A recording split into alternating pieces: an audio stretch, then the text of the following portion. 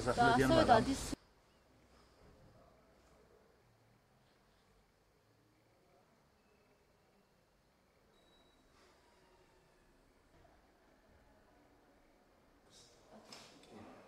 ყველამ გათიშა კავშირებული ტელევიზიები, გათიშა ტელეფონი მე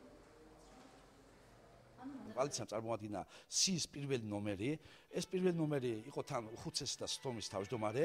ჩატარდა კენჭისყრა, მე თვითონ ვიყავი კომისიის წევრი კენჭისყრაში. 24 დეპუტატიდან დაუჭირა მხოლოდ 9 დეპუტატამ ხმა. ჩავარდა ესე იგი მათი კანდიდატურა. ამის შემდეგ გამოცხადდა 20 წუთიანი შესვენება იმის გამო, რომ შეჯერებული იყვნენ ახალ კანდიდატურაზე.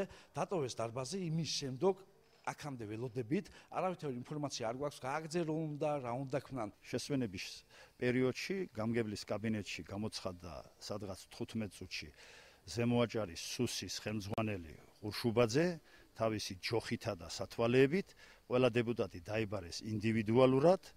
იქედან გამოსულები კი საერთოდ რაიონის ტერიტორიიდან აორთქლენ. არავითარი პროცედურული სვლა არ ყოფილა იმასთან დაკავშირებით, რომ სხდომა გადაიდო, შეჩერდა, როდის განახლდება. სად იყო ახლა იქ იმ მომენტში არც უსიშრების წარმომადგენელი იყო და არავინ არ იყო, უბრალოდ როცა ხმის დათვლა დამთავრდა და გამოცხადდა შედეგები, დეპუტატთა უმრავლესობამ აღარ გამოცხადდა სხდომაზე და არ იყო კვორუმი და ამის გამო აღარ შედგა სხდომა და გაგრძელდება უახლოს პერიოდში. მიდის კონსულტაციები რომ შევიკრიბოთ. ვერაფრით ვერ მივახციეთ, არ შემოვიდნენ.